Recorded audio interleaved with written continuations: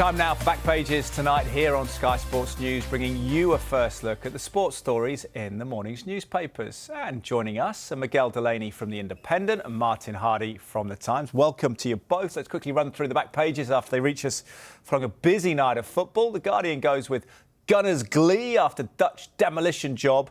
I feared my England career was finished is the rugby story. Jamie George. Bailey gets Villa off to a flying start in the Champions League before side pull away late on. And back on court is a Raducanu tennis story set for return in the States after Stalker ordeal. In the Eye, Magpies line up bumper deal for star striker Isak. Seventh heaven, goal crazy Gunners put PSV to the sword. If we do not win the league, I'll blame you. That's what apparently Arne Slot said to the officials after the Merseyside derby. Tough draw for Raducanu in the first match since Dubai ordeal. And England need to forget booze and regain some swagger. Times goal drought to seventh heaven is the headline. Martin Odegaard pictured after 2 goals for the Arsenal skipper. George feared for Test's career. Again, the rugby story. And in the cricket, India cruise to final, that of the Champions Trophy. Let's start with Arsenal's win over PSV. Martin, come to you with the back page of that Guardian we saw moments ago. Gunners' glee over Dutch demolition job. Declan Rice acknowledges to travelling fans with Leandro Trossard, scorer of their side's 5th. PSV 1, Arsenal 7. Martin, that was a little bit ridiculous, wasn't it? Yeah, who needs a striker?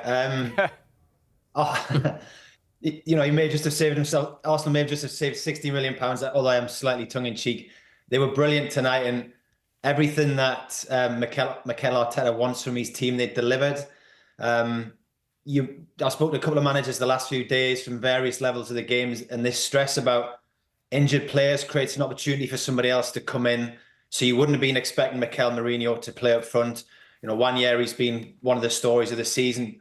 But to get to the point where they were both so effective tonight, Odegaard and Declan Rice are absolutely brilliant. Declan Rice just led by example, and you could probably sit here all night and say that the good things that he did. But in the 15th minute, PSV hit the woodwork, and at that point, the crowd are up for it. And it's less than 2 minutes later when Declan Rice produces this brilliant cross for Timber to put Arsenal ahead, turns the game on its head. And from then on, Arsenal are just all over PSV. And Declan Rice was at the heart of most things. When Odegaard scored his goal, he was right beside him. He could have done it himself. I think it was about the 80th minute when Arsenal are 6-1 up and they defend a corner, and he makes this break to the halfway line, full speed, and he's picked out by a throw by David Raya. The game is won. The tie is won. They should be getting ready for Madrid. He then charges to the byline and wins his team a corner. When they are walking through this game, he's the player that takes the corner. You can see he's blown so hard, he's out of breath. But he was the driving force of that team tonight. There was moments of real brilliance from Odegaard as well. That was a sign of just how good he is, and that'll be a relief to Arteta that he's coming back to his best. The pass for Calafiori's goal is just absolutely sublime. It's kind of that moment when a footballer does something that a golfer would do with just that delicate little side spin. Technically brilliant. There were so many plus points for Arteta tonight. In there is probably Mikel Mourinho. I'm interviewing him at Newcastle, a good lad, but a big, tall player. Not probably the quickest, but he occupied that role tonight as a centre forward and give them everything he had up there, give them a focal point to play off. Gabriel makes the attempted block in the 15th minute. That just puts off the PSV player from perhaps putting them ahead and changing this tie around. And of course, Nwaneri, absolutely outstanding. I think it said he's the 3rd youngest English player to score in knockout Champions League games. And if you want me to tell you that the two are Phil Foden and Jude Bellingham, then he's in pretty good company. This was a great night for Arsenal. They're through now, and that positivity, the goals, the momentum, the drive, they should carry that into the Premier League. Yeah, it's a tricky pre-match talk, isn't it, I think, for Peter Bosz, the PSV Eindhoven coach. Miguel, we saw that Times back page, didn't we, from goal drought to seventh heaven. Tom Olnett reporting that Arsenal became the first away team to score 7 goals in a Champions League knockout match to banish their goal-scoring woes in Eindhoven. Could it be banishing those goal-scoring woes, or do we have to take into account the quality of the opposition or lack of it? You definitely have to take that into account. I mean, I don't want to use cliches like, about buses coming at once, or, It doesn't rain, it pours, but it's probably never more applicable to a game like this. I mean, it did feel like obviously Arsenal have suffered frustration the last few games, hadn't scored in two. And even saying the Nottingham Forest game, I actually thought Arsenal were really good up until they got to that final, or not even the final third, really once they got into the box. And then because they didn't have their usual front line there, they just didn't have the same zip about them, the same sharpness. Obviously, Forest have been very good in defence for a lot of this season. So then it did feel like that because PSV, and like this really can't be taken out of it, because they were so porously open, so easy to get at, that Arsenal, they just suddenly, they saw opportunity. And suddenly I think, especially after that first goal went in, I think it was like it's one of those games that can be really important psychologically, even if people will go on about how easy the win was, rightly, where they felt that release and then started to enjoy themselves. And hence, as Martin's talked about there, Odegaard's in the sort of move where he's like it's like an elite golfer with every shot in his bag, where he's trying all these moves. It was more like the Odegaard that we would have seen before his ankle injury this season. I know his form has been a bit of a debate this season, but I think that's a sign of how they're enjoying themselves. And while in the Premier League for the next few games, they're still going to have the same issues. They're still missing attackers. They still have maybe a problem how they're going to construct attacks. I think what this win at least will do is just it means that the anxiety that was there for the last two matches won't be there in the same way, and that can be important.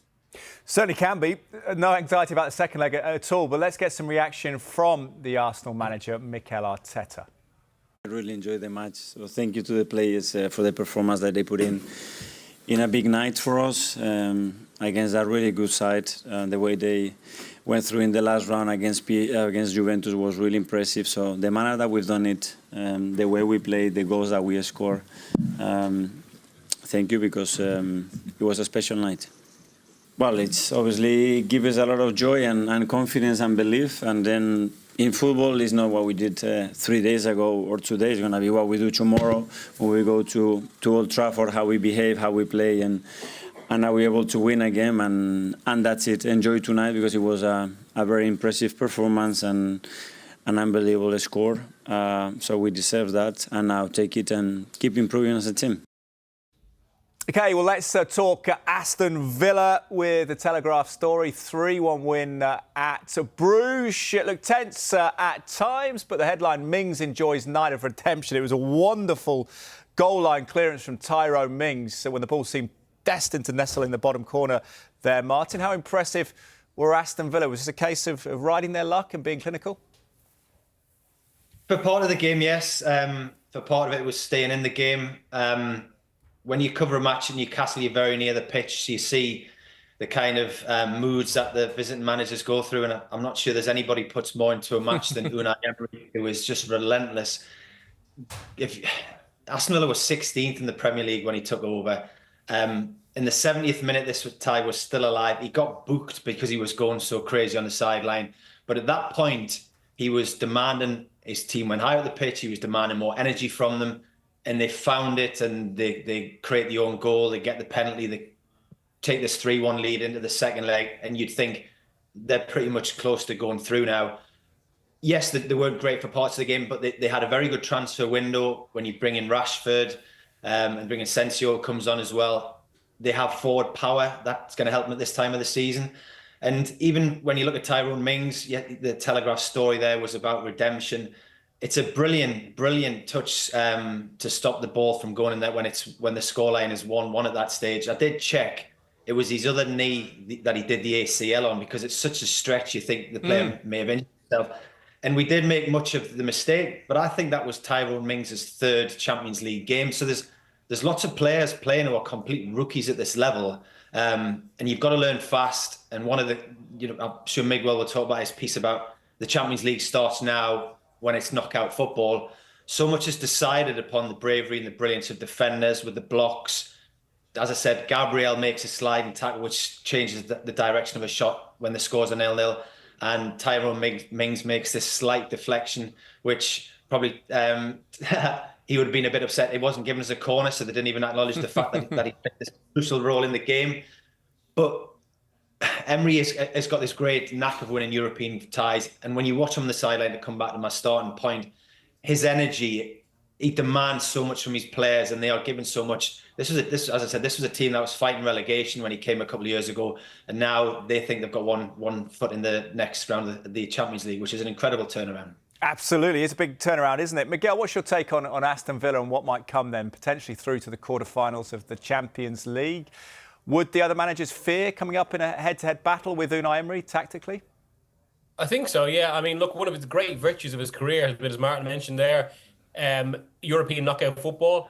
And that doesn't happen by accident, because I think what's absolutely key is Emery's nous for European knockout football. I mean, I suppose one of the earlier criticisms of his career when he was at maybe wealthier clubs, like Paris Saint-Germain, like Arsenal, was that maybe his approach could be too reactive at that point, and he was always responding to the opposition. And what I think that could potentially be an issue over long league campaigns, especially when your team is dominant. Now, I have to say that's something Emery has evolved from significantly at Aston Villa, but he still has the capacity to do it.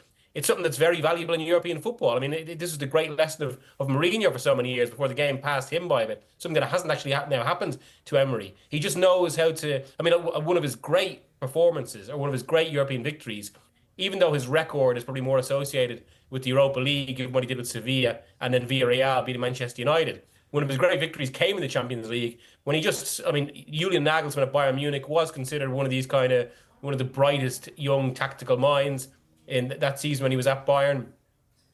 Emery saw what he did and just picked it apart. And I think there's another element to that, because while Villa are a little bit unlucky in that they're on, I would say, the much more difficult side of the draw, given they're one of three English teams. There's the two Madrid sides and Paris Saint-Germain, even though a few of them are going to knock each other out. It's almost because of the quality of those sides that Emery can react to that and look for ways around that in the way he has really proven himself. And I think it's one of the more fascinating storylines of this season. If Villa were to win it, despite the wealth of the Premier League now, I think they'd be probably the biggest surprise winner since 2004. In fact, I don't think we've actually had a surprise winner in the Champions League since 2004. They'd be very much in that category, albeit as a high quality team. And of course, there is another element to that, and that given a result like tonight and a likely passage to the Champions League, well, it greatly eases any PSR concerns. Yes, it does. Yeah, the PSR concerns. Could be Liverpool, of course, next if they can get past PSG. Miguel, you are in Paris. Not the most glamorous of hotel backdrops from what I can see at the moment, but nonetheless, we know you're there. This is your story then in The Independent. Miguel, Liverpool beware how PSG discarded bling-bling to become a serious Champions League force. No Mbappe, but a real threat to Liverpool, you're right here. Yeah, look, I mean, what have we most associated with PSG with throughout the Qatari ownership? Well, it was kind of the indulgence of stars. And I write in the piece that kind of one of the biggest examples of this was actually the last time they met Liverpool in the Champions League in the Anfield game, where I've got the anecdote in there where Thomas Tuchel, before the match, found himself having to explain to players why they had to run and press. And he got the response, why? And he literally had to say to his team, because this is Anfield, this is one of the most difficult fixtures you're going to have. What happened in that game? Liverpool won in the last minute through Firmino, creating a bit more space in the box. Basically, Liverpool ran further and longer. And kind of this issue of indulgence and parties and all these petty politics was for so long an issue of Paris Saint-Germain.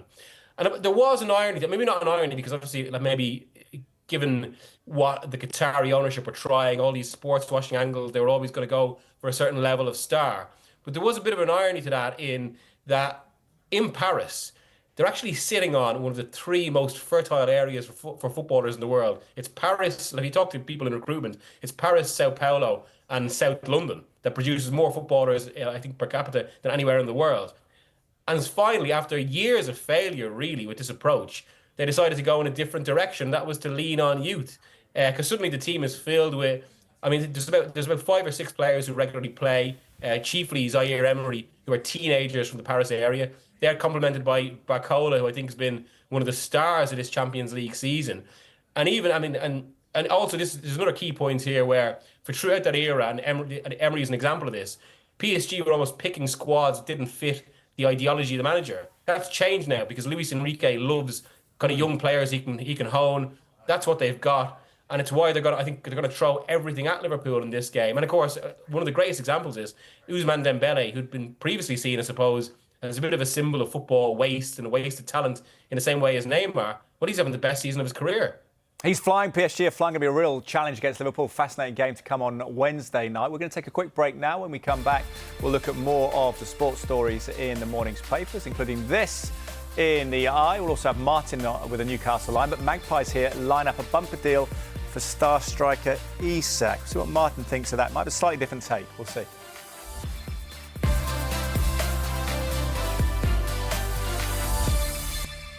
You are watching Back Pages tonight. Welcome back to you, and welcome back to Miguel Delaney from The Independent and Martin Hardy from The Times. Martin, come to you then on the Alexander Isak situation with your piece in The Times. Newcastle to hold talks with Isak in a bid to stave off suitors. And as I mentioned before the break, this is a kind of balance piece, isn't it? Because the club's not wholly optimistic of their clout and ability to keep hold of him.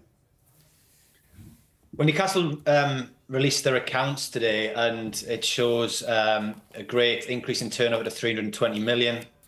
It was 140 million when the club was taken over. So it shows you the rapid strides they're making. However, they are now competing against the likes of Manchester City, or hoping to compete, who has a turnover of nearly 700 million pounds, with Erling Haaland contract anything up to £500,000 a week, depending upon where you read.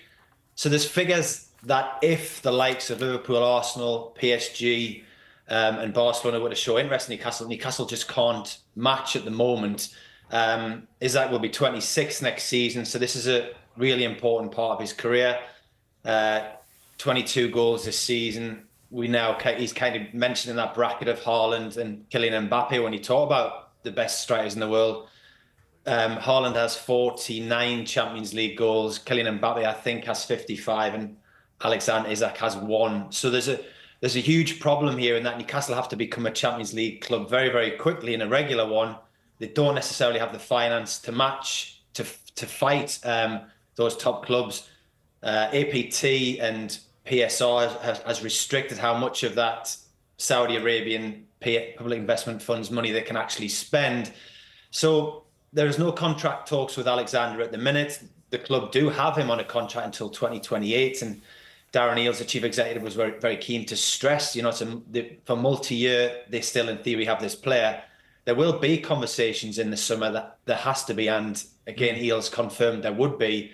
But the problem will be that if Isak wants regular Champions League football, Newcastle will see if they get there, but they're not a regular Champions League team. And in terms of salary, if you're talking 250 to 300,000 pounds a week to put him in the same bracket as Haaland and Mbappe, or not even close then, but certainly getting towards him, then Newcastle's are financially maxing themselves out in terms of the limitations of PSR. There's not much more they can do. They're trying to push the turnover as quickly as possible.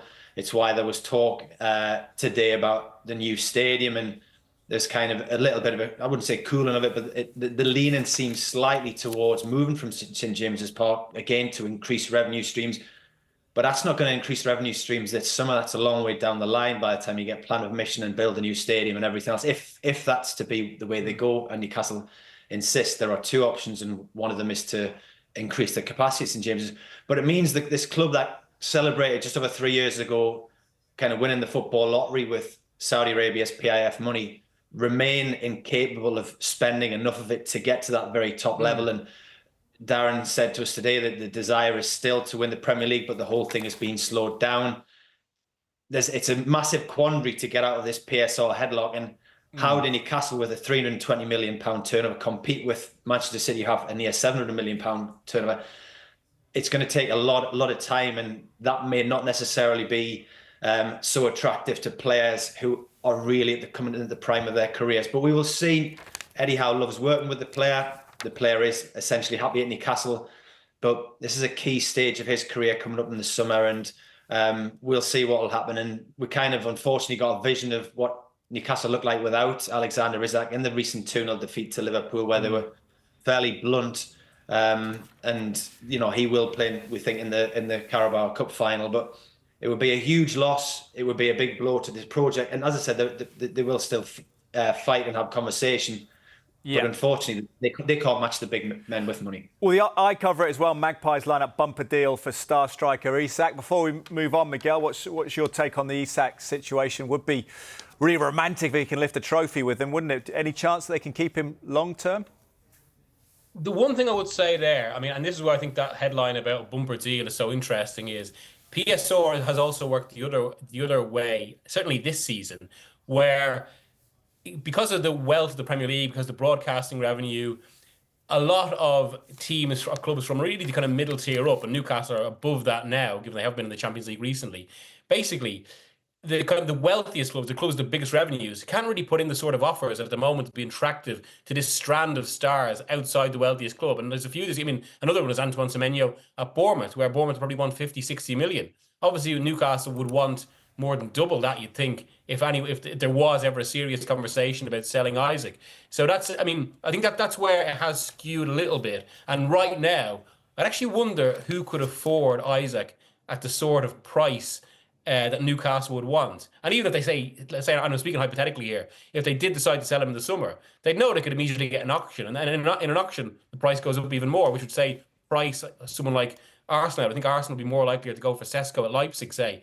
But that's where this contract is so crucial, because if that does become a situation and no one does want to pay that sort of price for Isak, then you're going to get into a theme of whether he runs his contract down, then kind of the club has to make decisions every season, or whether they can get themselves back into the Champions League to try and make it more palatable for him to stay or to sign another contract. And I think that's where there's a very interesting variable to this. Yeah, we'll keep across the Isak situation. Let's talk about another very expensive player who made the big move to Manchester City, Jack Grealish. Sam Wallace with the opinion piece or comment here on Jack Grealish pitching in front of a couple of pints of beer there. And it looks like a kind of non-salubrious event, nothing fancy there. But Jack the lad entitled to go out. But what must Pep think? I think this is up in your neck of the woods, potentially. Martin, you only got about 30 seconds or so. Give us your take on the Jack Grealish situation. Is it about whether he's going out or not, but whether he's going out when he's not playing and maybe not playing well? I always backed him in that difficult first season. He then responds as part of the treble team. But the moment you saw him on the front of that bus with his top off, looking like he was Jesus Christ, you thought there's an issue here because he thinks he's done it all. And if you look since then, it's been a dramatic drop-off. Pep has said there's been injuries. You want to see if this player's got the drive to repeat that season, and that is a very, very big question that only he can answer. Thoughts, Miguel? Give us 10 seconds, 20 seconds. I'm a great fan of Grealish. I think players have to let off steam in their own way to get the best out of them. I think there's more of an issue tactically with him and Guardiola. But obviously, I mean, knowing how kind of disciplinarian Guardiola is and this sort of thing, it's become maybe another issue for him. And finally, gents, Miguel's been writing the Champions League returns its flaws, leaving unattended benefit on a night of Champions League action. Give us your verdict. Miguel, positive, negative, the new format? I love this. I love this stage competition. It's when it comes alive. It should be a knockout from the start. Should be a knockout from the start. And Martin, do you agree with that? Give us 5 seconds. We're in March and the competition's finally got interesting. That's quite. Seems to be non-stop, the competition Champions League. Martin and Miguel, you've spoken very well, but we do have to stop here. Thank you very much for now. If you missed any of the show, there is another chance to see Back Pages tonight at hour. Also available as a podcast. Remember, download Back Pages on Apple, Spotify, or wherever you get your podcast. Join us again on Wednesday night. Our guests will be David Ornstein from The Athletic and Riyad Al-Samurai from the Daily Mail, reacting, of course, to Liverpool against Paris Saint-Germain. Up next, though, we'll hear from Mikel Arteta. After a wonderful night for Arsenal, they hit 7 in Eindhoven.